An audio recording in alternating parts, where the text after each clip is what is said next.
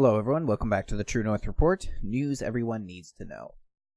I decided to record this episode because I'm waiting on an important phone call and I don't want it to interrupt the live stream. And as always, first things first, I want to ask you all to check out the TrueNorthReport.org. Made some more updates to the site, changed around the format a little bit, and of course, always adding new information pretty much daily. I continue to write my own articles, continue posting to important stories that are happening around the world. We covered a lot of the Iran war that was happening on here. So please take the time and go check out the True North Report and like it, share it, subscribe to the YouTube channel. Anything you can do to help would be greatly appreciated. So I'm not going to spend too much time talking about some of the stuff that's going on with the Iran updates, because I'm sure most people are aware as of now what's taken place, including the downing of the passenger jet, the Flight 752, by the Iranian rocket. And, you know, I was very skeptical of this. I was skeptical about it here on the channel. I was skeptical on it, some of the articles I wrote on my website. So some people might wonder, do I regret this? Do I regret it with everything that we've learned? And honestly, no. No, I don't, because I think I was asking questions that needed to be asked. And even so, even now, there's still a changing narrative with the story. There is a second missile that was fired. There was apparently a plane now that was in an area, not just the flight itself, Flight 752. But there was actually an unidentified plane that was in the area. Who knows who it happened to belong to? So I just think these are all important questions that need to be asked. And I still have my same concerns and questions I had beforehand concerning how some of these clothes were in such great condition. How, despite the fact it exploded into a ball of flames, how, books were not burned up and things such as this. So I don't regret anything that I ended up talking about. I do find it interesting, though, that some of the people that were on board of this plane turned out to be nuclear scientists, Iranian nuclear scientists. And here we have it here. So we have a list here of all the names that were on the passenger, the people who ended up being killed. And then it turns out that I believe it was up to 6 of them turned out to be Iranian nuclear scientists, but about 2/3 of these people were actually on their way to Canada. So we have here, it was as it was shared, Canadian nuclear scientist Eb Noden.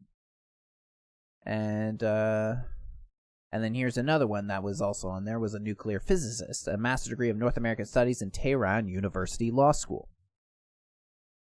So Eb Noden. Let's go back over here and just compare. And we got the name right here. Got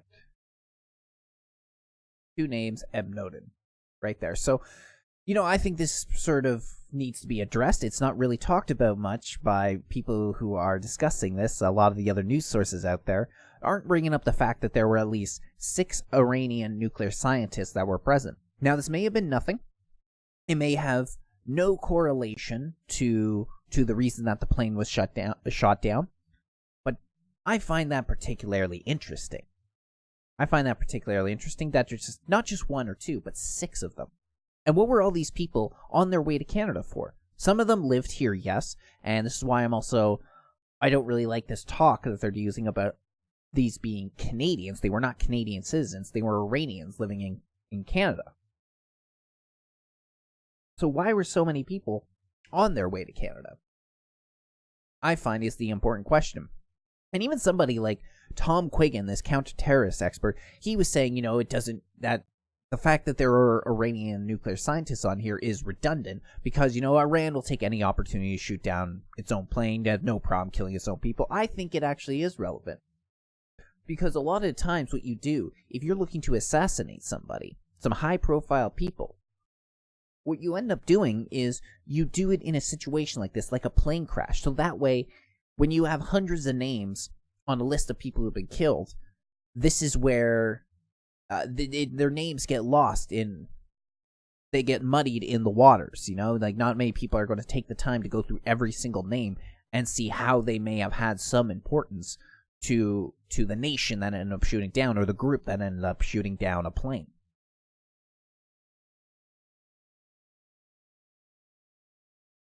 So, I think it's important, but we still don't have any answers that are on that. But that's pretty much all I wanted to talk about that. There is something that I find is interesting. Something that needs to be brought up when we are discussing Iran.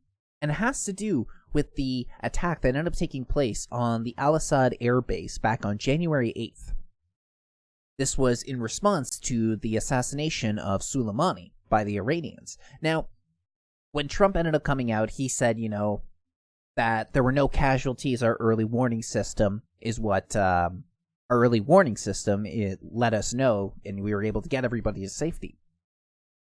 But then I started hearing a few things that were interesting about that, and you know what? I was stupidly bought it too when Trump said. I said, oh yeah, their early warning system probably is what saved the American soldiers. But then it turns out that Iran warned Iraq that these attacks were going to be coming, so that way the Iraqis weren't injured in this. If the Americans got hurt in terms of the Ayatollah and the Iraq government, so be it.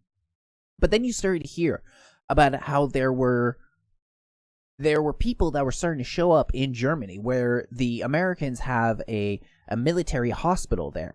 And then you're starting to hear about these flights that were going from Iraq all the way over. And now this was released yesterday, or this came to my attention.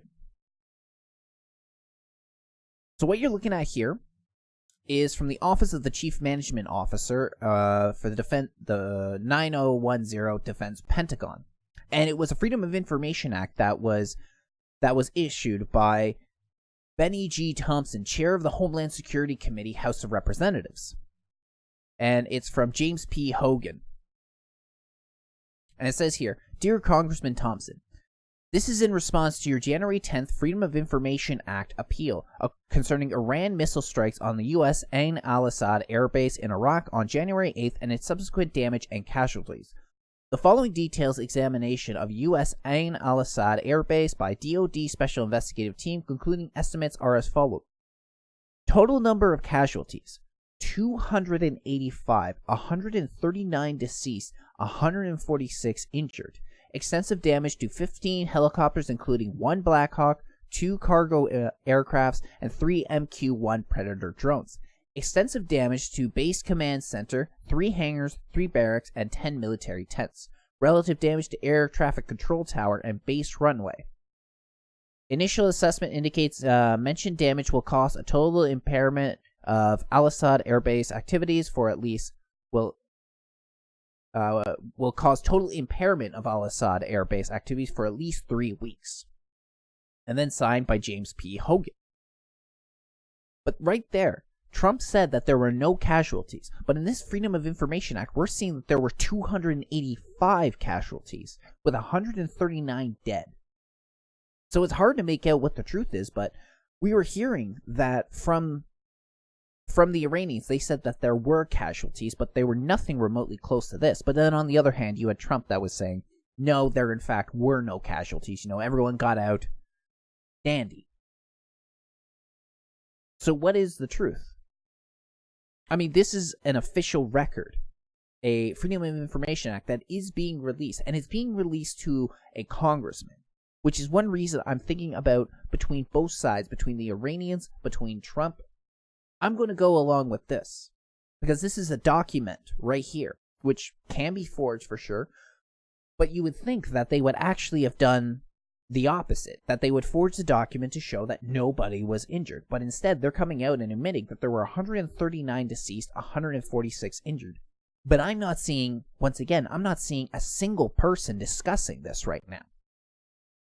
I came across this document by accident. I just happened to follow someone on Twitter who happened to post this, and from everything that I can tell, from the seal, from the signatures to the people involved,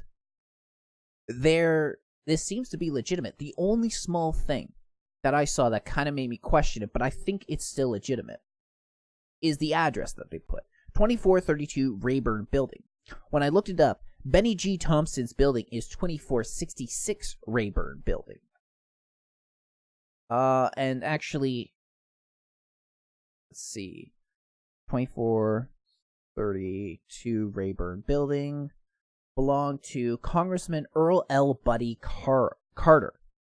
So that was a small mix-up, possibly. It could have been nothing. It could have been something. But that was a small hiccup. The rest of it, it looks official to me. And you can go check this out for myself. It's up on my website, front page right now, underneath top stories. TrueNorthReport.org, right there for you to check out if you want to verify it for yourself. And it's quite easy to get in contact if you're in the States and you want to get in contact with these, with Benny G. Thompson and to ask him about it. His number, his email is available. But right now, this is probably the direction I would go with it. I think that this is more likely the legitimate number of people who were injured and killed. Now, the thing is, too, is there was a theory that was going around. But I couldn't find any evidence to corroborate it, that this drone, this flight was shot down, not by the Iranians, not by the Americans, but the Israelis. Now, I heard this theory, didn't seem to be a lot of evidence to back it up, so I don't think this is the case. I also think it actually, if this was supposed to be a false flag in order to try and draw America in, or draw NATO in. If this was a false flag, it was more likely to be carried out by the Americans for the sole fact that they have a lot more forces in the area. And we know how Israel has bought off the presidency, it's bought off a lot of the Congress, a lot of the Senate. It would be very easy for them to orchestrate this if they wanted to. Then not for them having to carry it out, but being carried out by the CIA or carried out by the U.S. military.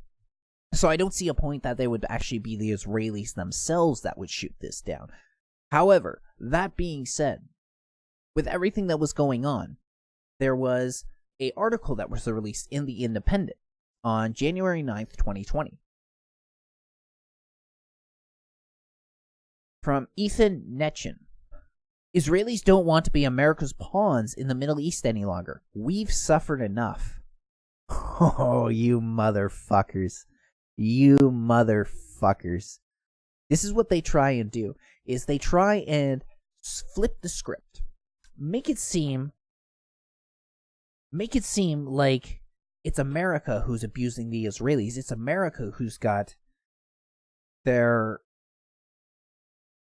It's America that's got control over the Israelis instead of the other way around. And I want to show you, for instance, this when it ended up coming out.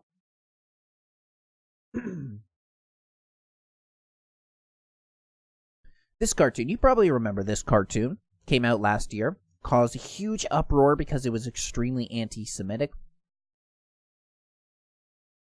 And so it's got Trump being led around by Netanyahu. And it's sort of like, Trump's blind and Netanyahu's that's coming out. And then they were coming out saying that this is incredibly anti-Semitic. I find it a little bit funny because the New York Times hires a lot of Jewish writers. They are owned and operated by the Rothschilds. So the fact that this was such a huge uproar in the Jewish community kind of tells you something. But they were trying to flip the narrative on here and make it seem like this is not what's going on. This is the type of anti-Semitism they have to deal with. But this is more or less true. What I would change about this... Oh, one more thing about this is a lot of people were also adding on that this had related back to the Holocaust because the dog that they decided to draw Benjamin Netanyahu as was a Dachshund, a German dog. So, Holocaust. Because reasons.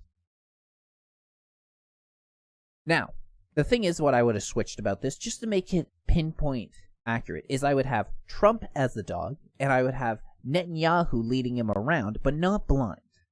Because this is more of how it is. It's that the Israeli government gives their marching orders to the to the Americans, to the American government, what they want. And they do this through their lobbying groups, such as AIPAC in the United States. And this is actually the point of all these lobbying groups all around the world, including Canada. You look at something in Canada, like the Center for Israel and Jewish Affairs. Their whole point is to lobby the government on behalf of Israel for what is good for the Israelis and for the Jewish people living in those countries. It's not for the benefit of the country. If it's a detriment to the country, but is a net benefit for Israel or the Jewish people, then they're going to lobby for it. But I'm sure most people, if not everyone, remembers that huge controversy as it ended up coming out last year. That's all I really want to say about the Iran situation for now. Now, I have an article here from, again, actually, funny enough, from the New York Times, from August 5th, 2007. Now, I said, I don't know how long ago, but I talked about an article from this time period that I said I would dig up for you guys. And this had to do with diversity. You know, this whole idea of diversity is a strength, instead of what it is in it being a weakness, being a detriment to society. And this New York Times article was quoting a massive study that proved that it was quoting a massive article that was proving that it is, in fact, a net negative. So it's called The Downside of Diversity, and it is available on archive.is. We don't have to go too far in it, just the first couple of paragraphs. It has become increasingly popular to speak of racial and ethnic diversity as a civic strength. From multicultural festivals to pronouncements from political leaders, the message is the same. Our difference makes us stronger. But a massive new study based on detailed interviews of nearly 30,000 people across America has concluded just the opposite. Harvard political scientist Robert Putnam, famous for Bowling Alone, his 2000 book on declining civic engagement, has found that the greater the diversity in a community, the fewer people vote and the less they volunteer, the less they give to charity and work on community projects. In the most diverse communities, neighbors trust one another about half as much as they do in most homogeneous settings. The study, the largest ever on civic engagement in America, found that virtually all measures of civic health are lower in more diverse settings. Now, we can see this to be the case in certain areas. In fact, you look down in areas such as Toronto these days. In Toronto, Canada, we can see how this is the case. We have an increased crime rate. We can see how people are not engaging with each other as they used to. The whole idea of community has gone out of the window. And this is also what has to do with the pilot immigration program that they're trying to push now. Most of you are probably aware of this. They're bringing in more immigrants these days, and a huge increase in immigration numbers. And one of the reasons for this is because of this exact reason. They like to say diversity is a strength, when we know that the opposite happens to be true. We know that... Hold on, where am I? Oh. Or looking up something real quick. So we know the opposite happens to be true, but along with this idea of, the whole diversity of our strength, which is nothing more than a cover, and then putting these people into rural areas, what they are doing is they are then going to lower the civic engagement, because in these areas right now, you can't really look to the cities to find good examples of people engaging with each other, people helping each other out, people volunteering. You need to look at these smaller towns where there's less people, where there is more of a homogeneous group of people there. They're going to insert all of these new arrivals over there. Number one, these new arrivals are going to take a lot of the work that's out of there. Not that there's a lot of work to begin with. And then it's going to break up this sense of community that's in there. As all of a sudden, all these strangers show up. Strangers that aren't interested in engaging with the local communities there, but creating their own communities that is beneficial to them.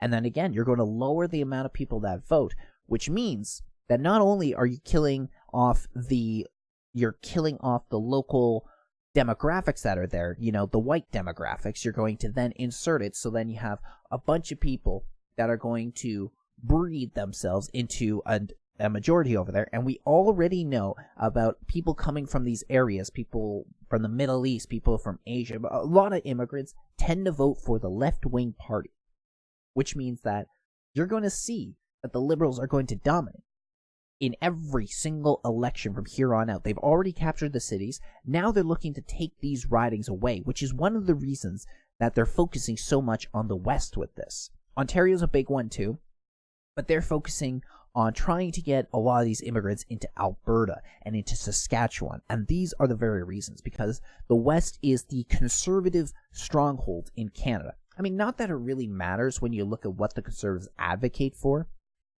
but when you see how far left the Liberals have gone, this is what's going to end up happening. Now they don't have to worry about the right-wing party. All they have to do is they have to worry about the NDP. The Liberals will only have to worry about them because they're the other party that is most likely going to be their competition after this. In fact, I think in some ways it's going to bite the Liberal Party in the ass, because when the Conservatives are irrelevant, they are the new right-wing party. And the NDP are going to take over more and more. Now this depends. This depends if the Liberals continue what they've done over the last couple elections, which is go outflank the NDP on the left, then they'll be able to maintain power. But you can see where this is heading. And the numbers that they're bringing in right now are startling. We have this here. So, immigration may lift economy, but not people's wage, plus other economist lessons. But more importantly, from January 9, 2020, last year, Canada added a net 437,000 people from abroad. We have a tenth of the population of the U.S., and in 2019, they brought in 595,000. Canada's population growing faster than France and the UK's, but along with this increase in population is a decline in local demographics. So you can see where this is going, can't you? You can see the whole point of this.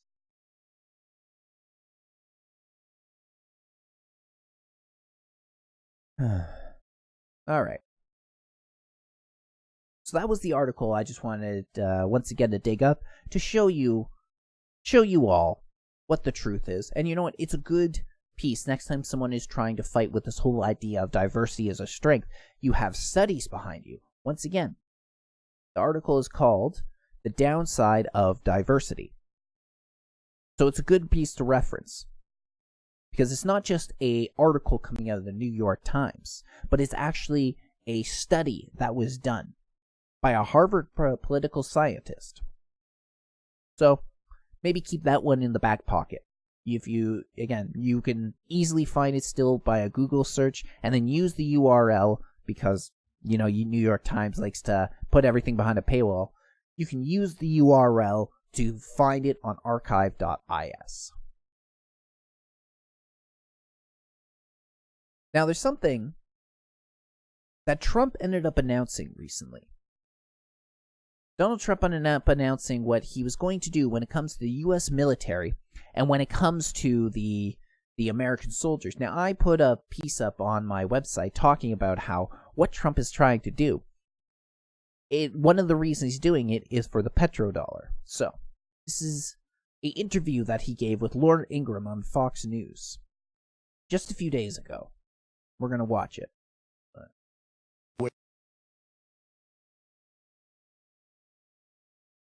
We're sending more to Saudi Arabia, and Saudi Arabia is paying us for it.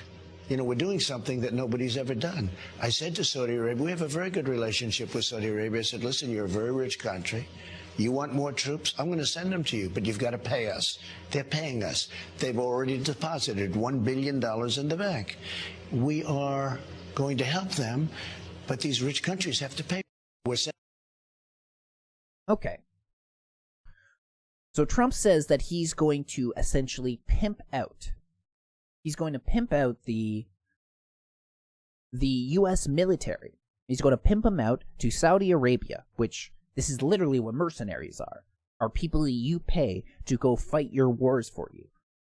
Problem is, in the past with mercenaries, is they're unreliable, because mercenaries, they're fighting for money. They can't collect pay if they're dead.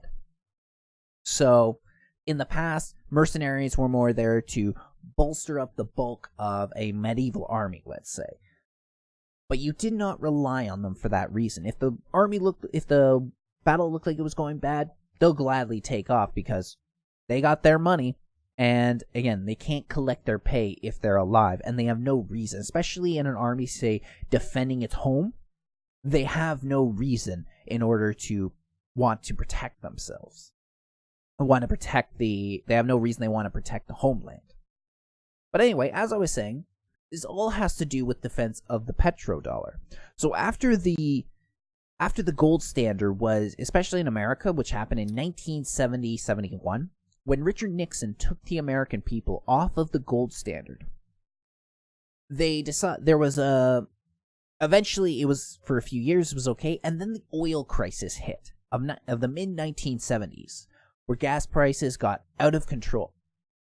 So in an effort to stabilize the oil profits, the U.S. started demanding from Saudi Arabia that whenever you sell any oil, you do it on the American dollar. So any oil you sell, people have to pay you an American dollar, and that stabilized the oil profits a bit. Now this wasn't a perfect system, because again in the 2000s, oil prices began rising again, and then people started criticizing the petrodollar. But this is the origin of the petrodollar. How global oil prices are tied to the US dollar. So it gives some value to the fiat currency. But it's not just Saudi Arabia that does this, but it's pretty much all members of OPEC, the Organization for Petroleum Exporting Countries. But now let's look at the deal that was struck up between Nixon and the Saudi royals. So, the agreement struck between the two involved the U.S. providing military support in order to protect Saudi oil fields. The U.S. also agreed to provide weapons for the Saudis. The Saudis, along with using U.S. dollars to sell their oil, also agreed to invest proceeds from their oil surplus to buy U.S. debt securities.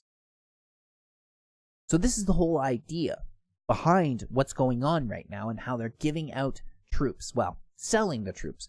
But the reason that they're not going to tell Saudi Arabia to go fuck themselves, despite the fact that Trump's okay with telling certain other allies to go fuck themselves. I mean, the guy has said in the past that, our allies can't just rely on America's going to be there.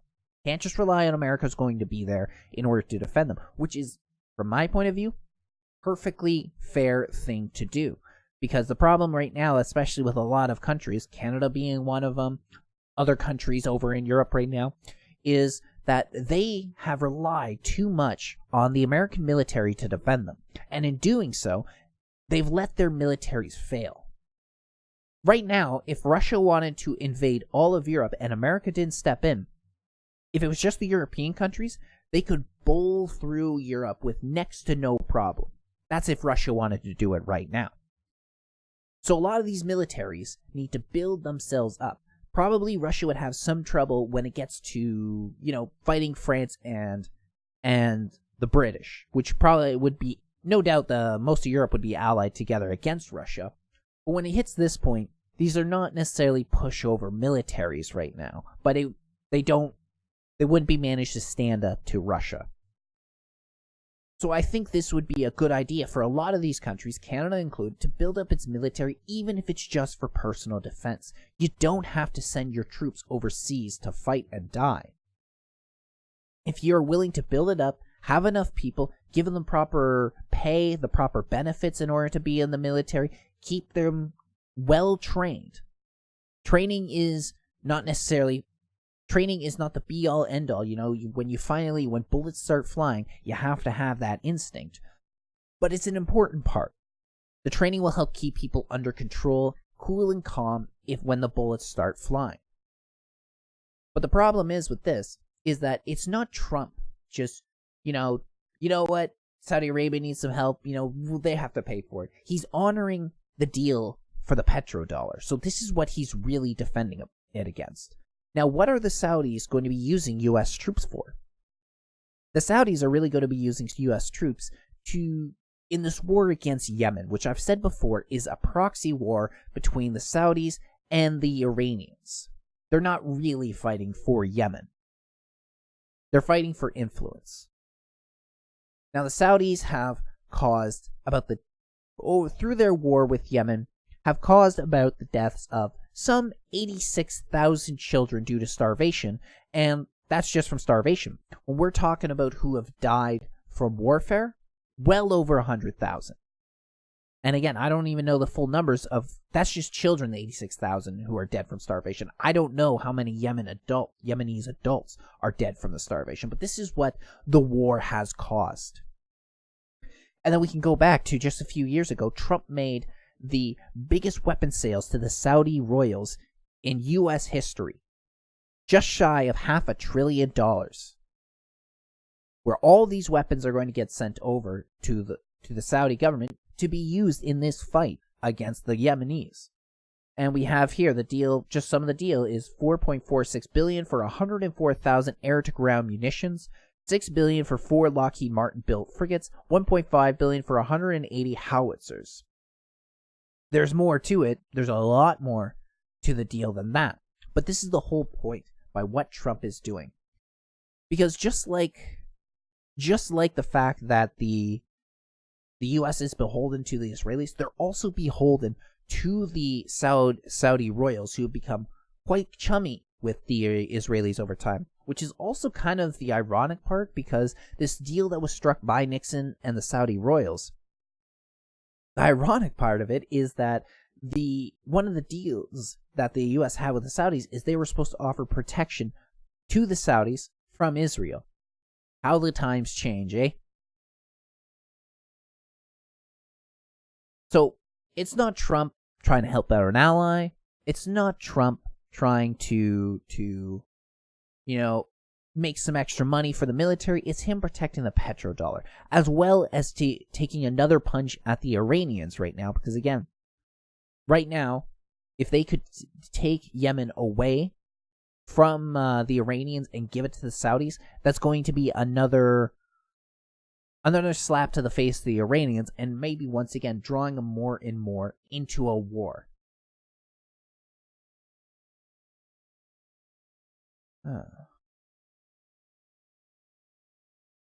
Now, I want to talk to you about something. We're going to talk a little bit about the Australian fires. Because the Australian fires have been just god-awful.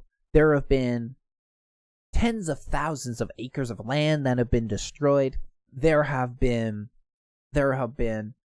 hundreds of thousands of animals and hundreds of thousands of people that have 100,000 animals that have died and been displaced, and 100,000 people, hundreds of thousands of Australians who have been displaced by these fires, and a few dozen at least that are dead. That number may have increased over time. But you've been hearing a lot about the people, firefighters from all over the world, coming from the U.S., coming from Canada, all over the world, that are going there to help fight the fires because it's been that bad. So what's interesting, though, is these fires, you've probably heard, they're not like climate change like people are trying to claim. It's actually been from arsonists. 200 arsonists arrested over the last few months, not all with the strict intention of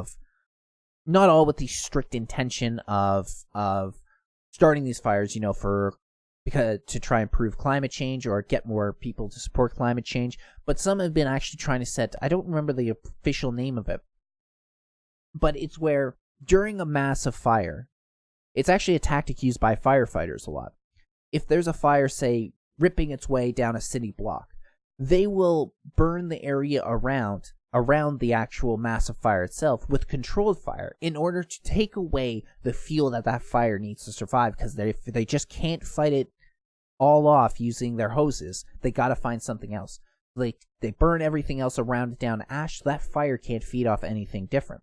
So those are some of the people too. Is an attempt to save their homes, save their areas. They've been starting their own fires, but then those get out of control. One disaster after another. But what if there's a bigger reason behind that? What if these fires were not started due to climate change? Weren't started due to just some environmental tree hugger nut that's trying to prove the point of climate change, or even these people that are trying to defend their homes by starting a counterfire? What if this fire was started by the Australian government themselves in order to achieve their goals? Now, what do I mean by that? What do I mean?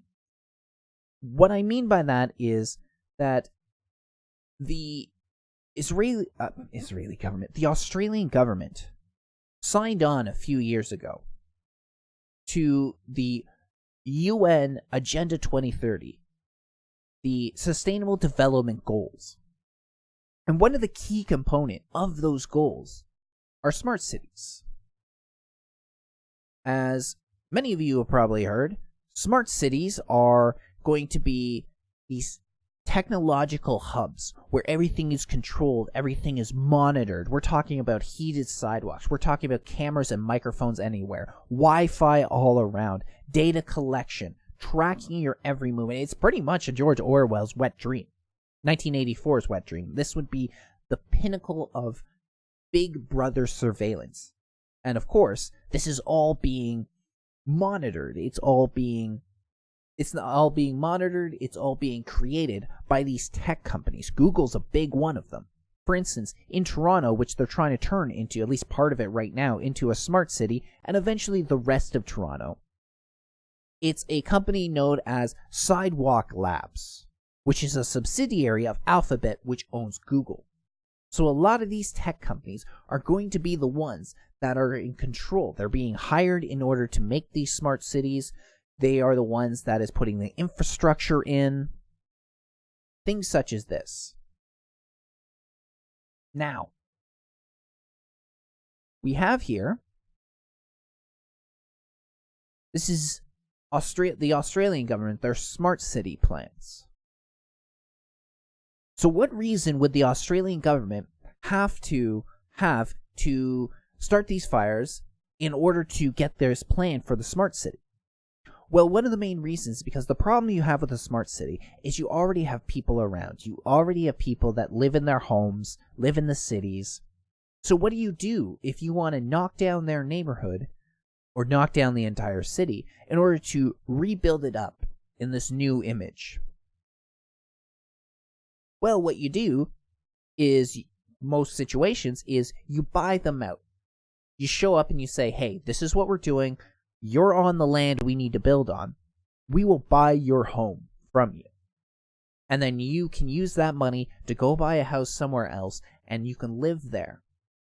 And I think a lot of the times they tend to buy your home more than its value. So if your home is worth $400,000, they'll maybe pay you $450,000. You know, a little extra as an incentive, a little extra to help you with maybe hiring movers and the costs of moving, things such as this, getting yourself settled. I think a lot of times is what they do. But this is going to be expensive if you need to do it, especially if we're talking about multiple cities here. But what if you could burn people out of their homes, displace them, and it's all, a terrible catastrophe. It's a fire. We can't control it. There's nothing we can do. And then these people are displaced, giving the government the opportunity to rebuild on this land exactly the way that they want. Now, this sounds a little crazy, right? Might sound a little nutty, a little over the top. Well, what did I do with it? Oh, there it is. I'd like to show you something. So again, this is coming from an article I wrote that's up on the TrueNorthReport.org. What did I just do? That was interesting. Oh, I went to Parleview. Parleview, which is like View, I guess. So you can watch what's going on in the House of Commons. Okay. So here we go. Here we have, on the left here, are the locations of the wildfires. Now, I don't think it's all the wildfires, but this is a good concentration of the wildfires. So this is what you're seeing on the image on the left. The image on the right is the proposal for this high-speed smart city train line.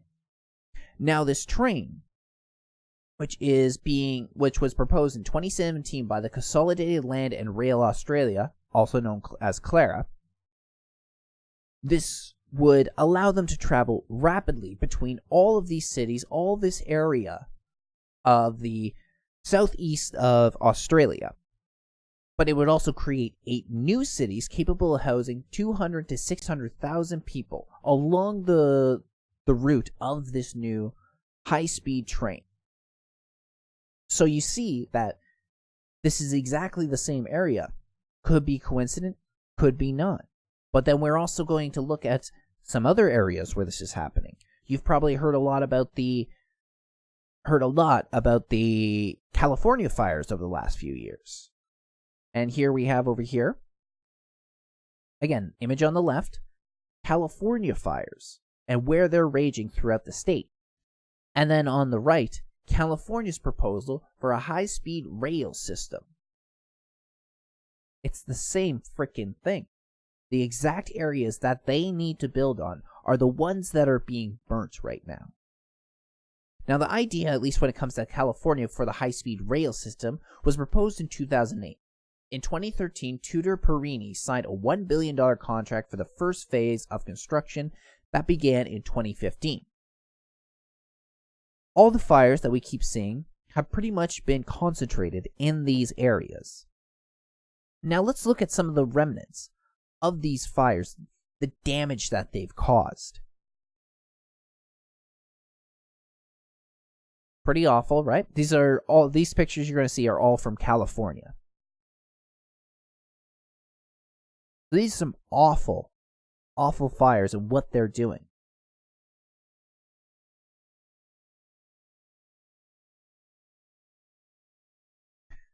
Now, as we go back to the beginning, do any of you notice anything? Do you happen to notice that in these photos, houses have been destroyed? They've been burnt to the ground. Houses made of concrete, houses made of steel. They've been burnt to the ground because of these fires. Yet for some reason, most of the green is unaffected. The trees, the grass are relatively untouched. If you look over in this image, you can see that the area that was unaffected by the fires, completely green, and then where the fires affected them, there's, some discoloration, maybe some singeing, some leaves were burned and stuff from the fire. But all in all, the grass is there, the trees are there, while these structures made of steel and concrete have been burnt to the ground. Does that seem like a natural fire to you? Does that seem like a natural fire to you? It doesn't to me.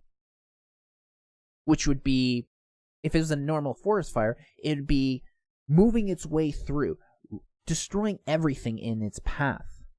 But instead, it's leaving vital greens behind, which would be used in the future. Because the whole point, as well as these smart cities, is to lower greenhouse gas emissions. So sort of these futuristic city ideas where there's a lot of greens, a lot of trees, and then sort of the architecture just works its way in between all the natural beauty. This is kind of the idea of the smart city. So they burn down what they need to work on, and then it leaves behind what they want. Now, how could they do this?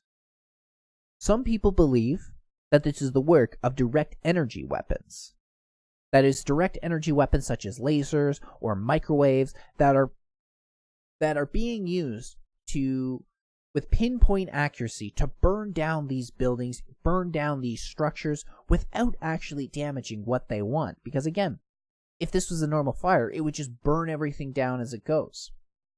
But that doesn't seem to be the case. So I want to also point you now to this here. From January 4th, 2019, Paradise destroyed. California firemen find signatures of direct energy weapons. from News Wars, which is an affiliate of Alex Jones's InfoWars. But let's just take a quick listen through to what they have to say on it and the evidence that they put forward.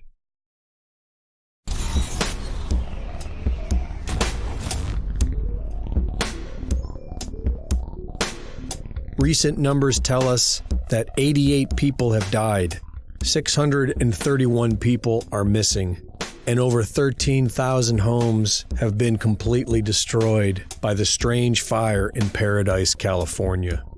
And more than half of this damage occurred within the first 4 hours. You said that your outbuildings and your house and the houses around you all started to burn at once. I know that all my stuff started to burn at once, and then my neighbor right across the street, dozens of fires sprang up all around me and below me without, they're far in front of the fire line without any falling burning embers. Completely ignored by the mainstream media, the anomalous nature of this fire is being reported on by only a few independent journalists. Recently, Shelley Lewis from Supposedly Shelley interviewed 2 California firemen about the strange anomalies they have been seeing firsthand in Paradise. In the trailer park, the steel frame foundations, only a foot off the ground, were all completely warped, bent, and mangled. Every car and truck was completely torched. Every single rubber tire was burned into oblivion, and all that remained was the steel belt system from within. The temperatures were hot enough to melt aluminum. They were hot enough to melt glass. And they were hot enough to decimate every single last thing inside the home, which makes these fires at least 3 times hotter than your average house fire. And yet some things were inexplicably untouched by the super intense heat. Pristine carports with torched automobiles beneath them, next to homes completely burned to ash. Plastic trash cans untouched. The firemen observed that plastics attached to metal completely melted, while plastics by themselves seemed to somehow survive what must have been extraordinary heat. They found an isolated, unattached electrical generator that was completely burned out, like the cars, but the surrounding area was untouched. They discovered a smart meter inside of an enclosed box that completely burned out from its own wiring.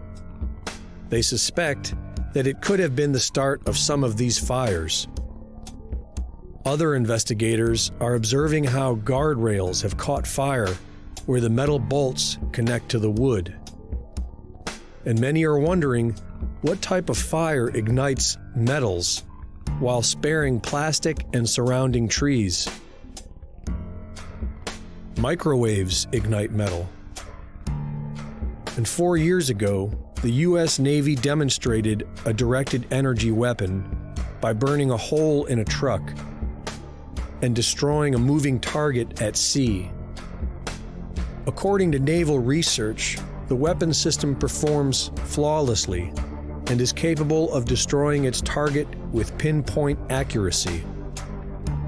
The mountains surrounding the Paradise fires are riddled with anomalous scars, as if a laser beam scorched swaths of forest while leaving the rest untouched. It is indeed a terribly sordid mystery, and nothing comes but silence from official sources. My first video report on this subject, entitled "The California Wildfires and Agenda 21, was deleted from my channel by YouTube. They wrote me that, upon review, we've determined that it violates our guidelines. In that video, we pointed out how these strange fires are all in the same areas the United Nations Agenda 21 has proposed to be off limits to human use. For newswars.com, this is Greg Reese.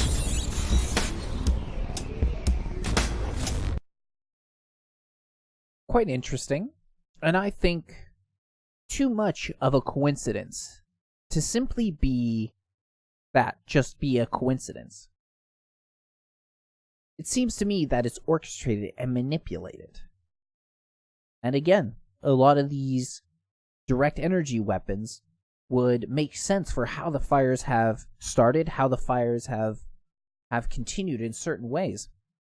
There's people who reported that it's just, the fires just suddenly started all over in their house, and just out of nowhere their neighbor's house went up, and people all around the block, without actually connecting. Like, these fires weren't working their way across towards these people. It just spontaneously started all in these different houses all at the same time. Now, even if you think it's crazy that it's direct energy weapons, I don't think you can really ignore the fact that these are in the same areas where the UN wants to build on, where these agendas are supposed to take place, which makes me believe that they are manipulated and for a specific reason. That reason being that they do want to build these smart cities. They do want to build these high rails, these high-speed rail systems.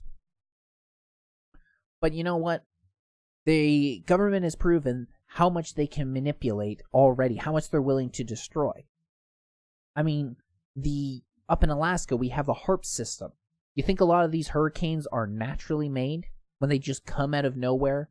When they just suddenly change route to hit something vital? It seems to me that there is manipulation that is going on. And you know what? Call me crazy, but it makes sense to me. That's all I have for you all today. There was one more topic I wanted to talk about, but I think I'll save that for an individual video. It might get a little long. And what I wanted to talk to you about that, I'm just going to quickly touch on it, is an article I put up today on my site called Who is Lady Somerset Belanov? It's a long article, at least according to the website. It's a 10-minute read because there was a lot of information I want to put in.